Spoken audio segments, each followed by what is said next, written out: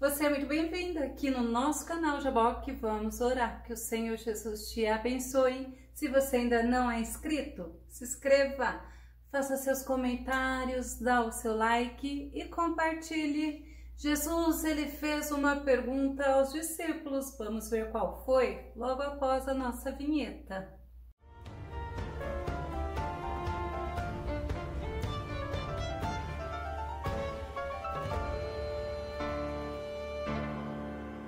E sabe quem respondeu a pergunta que Jesus fez? Foi Pedro. Vamos ao nosso tema. Uma confissão de fé genuína, a confissão de Pedro. O nosso texto base está em Marcos capítulo 8, verso 29, que diz: E ele lhes disse, mas vós, quem dizeis que eu sou? E respondendo Pedro lhe disse, Tu és o Cristo. Olha que confissão tremenda. Pedro estava fazendo uma revelação, Pedro estava fazendo uma declaração. Essa confissão de Pedro está relatada nos evangelhos de Mateus, de Marcos e de Lucas, que são os evangelhos sinóticos, e nos traz profundos aprendizados.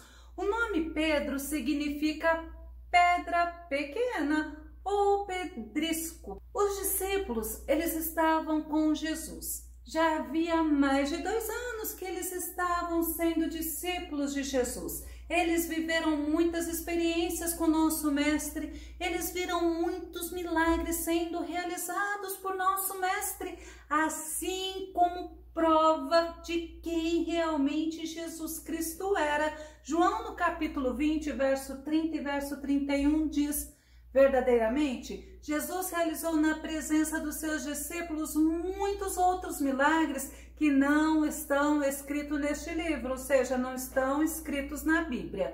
Estes, entretanto, foram escritos para que possais acreditar que Jesus é o Cristo, o Filho de Deus, e para que, crendo, tenhais vida em seu nome. Os milagres que estão registrados na Bíblia Sagrada é justamente nos mostrando o propósito para que venhamos a crer que Jesus é o Filho de Deus, que Jesus tem toda a autoridade, que Jesus tem todo o poder, que realmente tenhamos vida no nome dele. No capítulo 8 de Marcos, nós vemos Jesus fazendo a segunda multiplicação de pães e peixes e alimentando uma multidão de 4.000 homens. Marcos capítulo 8, verso 8 e verso 9. Todas as pessoas ali reunidas comeram até se saciar e ainda recolheram 7 cestos grandes, cheios de pedaços que sobraram. Na multidão havia cerca de 4.000 homens. Então Jesus despediu-se do povo. E no capítulo 8 de Marcos, nós vemos também que Jesus ele estava advertindo os discípulos sobre quem eram os fariseus. E os fariseus haviam pedido para Jesus fazer um sinal. Marcos capítulo 8, verso 15 diz: E ordenou-lhes dizendo, olhai, guardai-vos do fermento dos fariseus e do fermento de Herodes. Quando a gente vê as falas de Jesus no capítulo 8, nós vemos que Jesus estava mostrando para os discípulos quem ele era. E Jesus queria que os discípulos refletissem, que os discípulos chegassem à conclusão. Quando a gente vê esse fato de Jesus falando sobre o fermento dos fariseus, os discípulos entenderam que Jesus estava se referindo ao fato de depois que Jesus multiplicou os pães, eles não estavam levando nenhum para a viagem. Olha que interessante. Eles pensaram que Jesus estava se referindo ao fato deles não terem pão, mas Jesus estava se referindo às coisas, aos milagres, aos feitos que Jesus havia feito aqui. Marcos no capítulo 8, verso 17 e 18. E Jesus, conhecendo isto, disse-lhes, olha que Jesus que conhece o coração. Para que arrazoais que não tendes pão? Não consideraste, nem compreendestes ainda? Tendes ainda o vosso coração endurecido? Tendo olhos não vedes e tendo ouvidos não ouvis e não vos lembrais. Olha como Jesus estava repreendendo eles. Jesus havia feito o milagre dos pães e agora Jesus falando para eles não se contaminarem, tomarem cuidado com os fariseus, que eram meros religiosos. Eles não haviam entendido e Jesus chamou a atenção deles. Mas Jesus, ele chama a atenção deles e traz à memória deles os milagres que Jesus havia realizado naquele momento, quando eles participaram da segunda multiplicação dos pães e dos peixes. Logo em seguida, Jesus, ele cura um cego lá na cidade de Betsaida, Marcos 8, verso 22. E chegou a Betsaida e trouxeram-lhe um cego e rogaram-lhe que o tocasse. Agora imagina os milagres que eles estavam presenciando naqueles momentos tão pertos, para que eles entendessem de onde era o nosso Jesus. E eles estavam indo para o caminho de Cesareia de Filipos. Esta cidade era uma cidade idólatra. Lá nesta cidade havia um altar ao deus Pan e um altar a César, o imperador. E lá naquela cidade, os sírios fenícios, eles adoravam tanto ao deus Pan como ao imperador César. E Jesus, nesse contexto, ele faz a pergunta para os discípulos. Marcos capítulo 8, verso 27. E saiu Jesus e os seus discípulos para as aldeias de Cesareia de Filipe, e no caminho perguntou aos seus discípulos, dizendo: quem dizem os homens que eu sou? Olha a pergunta. Que pergunta Jesus fez para os discípulos? Nós não podemos nos esquecer que Jesus conhecia o pensamento deles. Também Jesus conhecia o pensamento do ser humano, assim como hoje, principalmente nesse momento, nós vemos que Jesus conhece o que se passa na nossa cabeça, o que se passa no nosso coração, as nossas necessidades, os nossos sentimentos. Mas quando Jesus fez a pergunta aos discípulos, ele perguntou o que os homens estavam dizendo acerca dele, e os discípulos responderam da mesma forma, comparando a Jesus com homens, mas homens de Deus. Marcos capítulo 8, verso 28 diz: e eles responderam: João o Batista, e outros discípulos, Elias, mas outros, um dos profetas. João Batista era o precursor de Jesus. Ele foi um profeta no Novo Testamento, o último profeta que a Bíblia fala, e João Batista chamava os homens ao arrependimento. Marcos capítulo 6, verso 20, porque Herodes temia a João, sabendo que era homem justo e santo, e guardava-o com segurança, e fazia muitas coisas atendendo-o, e de boa mente o ouvia. Nós vemos que Herodes, ele sabia, ele testificava quem era João Batista, um homem justo e santo. Então, quando os homens fizeram essa comparação, atribuindo até mesmo que Jesus fosse o João Batista que Herodes havia mandado degolar, isso a pedido da enteada dele, a filha de Herodias, porque aquela moça dançou para ele e ele prometeu que o que ela pedisse, ele lhe daria. Vamos conferir Lucas capítulo 9, verso 7. O tetrarca Herodes ouviu comentários sobre o que estava ocorrendo e ficou assustado, pois algumas pessoas divulgavam que João havia ressuscitado dos mortos, e Herodes acabou acreditando. Então nós vimos o porquê que assemelharam Jesus com João Batista. E com Elias? Elias era um profeta, mas no Antigo Testamento.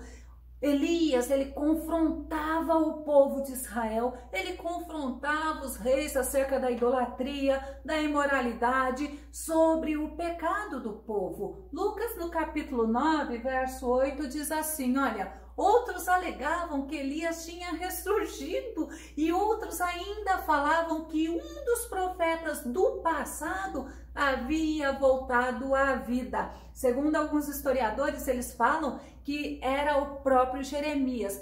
Mas nós vemos que Marcos capítulo 6, verso 15 fala assim, entretanto, outros alegavam, ele é Elias, e ainda outros declaravam, ele é profeta, como um daqueles profetas do passado. Eles comparavam Jesus a homens, mas homens vindo da parte de Deus. E Jesus, ele ouviu a resposta dos discípulos e ele fez agora a pergunta diretamente aos discípulos, e vocês? Marcos capítulo 8, verso 29, a parte A.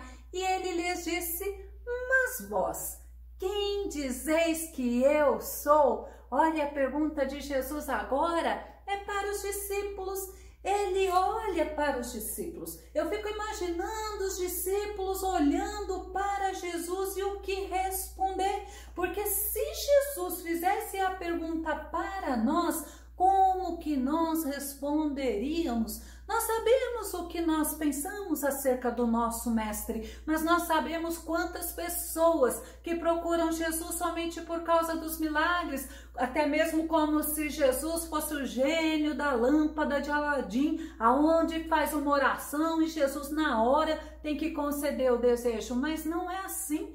E outras pessoas procuram Jesus para ter uma vida religiosa ou até mesmo para ter uma afinidade em alguma comunidade evangélica. Procuram a Jesus, seguem a Jesus, mas com motivos errados. E nesse momento, Pedro, ouvindo a pergunta que Jesus fez, e vocês? É Pedro que toma a iniciativa e Pedro se pronuncia. Pedro confessou que Jesus era a esperança de Israel, que Jesus era o Cristo que Israel estava esperando, que Jesus era o Messias. Marcos, no capítulo 8, verso 29, a parte B, diz, e respondendo Pedro lhe disse, tu és o Cristo, oh, aleluias. Pedro fez a confissão de fé. Pedro confessou que Jesus é o único Senhor, confessou que Jesus era o Salvador. João, no capítulo 6, versos 68 e 69, Pedro, num outro momento, ele havia falado para Jesus. Vamos conferir? Mas Simão Pedro respondeu a ele, Senhor, para quem iremos? Tu tens as palavras de vida eterna, sendo assim, nós temos crido e reconhecido que tu és o Cristo, o Filho do Deus vivo. Nessa ocasião, Jesus havia usado de palavras duras para com aqueles que estavam o seguindo e aqueles discípulos, possivelmente os 70 que estavam seguindo a Jesus, começou a sair devagar. E Jesus, ele vira para os discípulos, para os 12, e fala, e vocês por que não vão? Aí Pedro fala,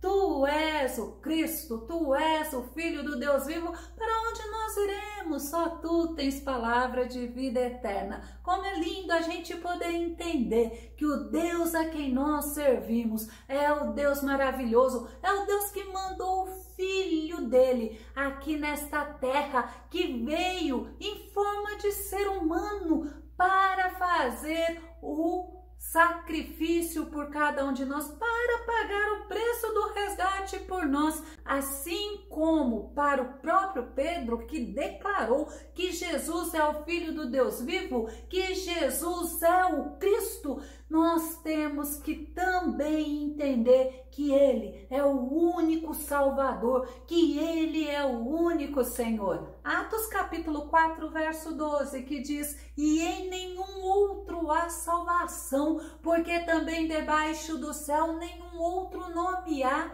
dado entre os homens, pelo qual devamos ser salvos. Aí nós entendemos a palavra de Pedro: para quem iremos? Só tu tens a palavra de vida eterna. Só o Senhor é o Senhor. Somente Jesus Cristo é o caminho que nos conduz a Deus.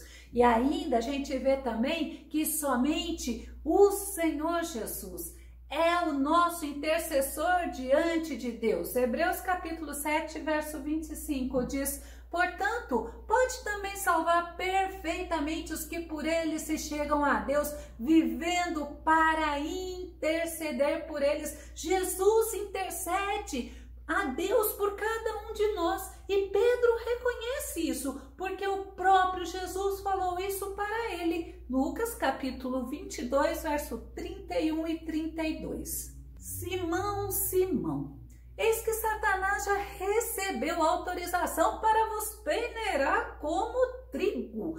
Eu, entretanto, roguei por ti para que a tua fé não se esgote. Tu, pois, quando te converteres, fortalece os teus irmãos. E a gente vê o reconhecimento que Jesus é aquele que intercede por nós diante de Deus.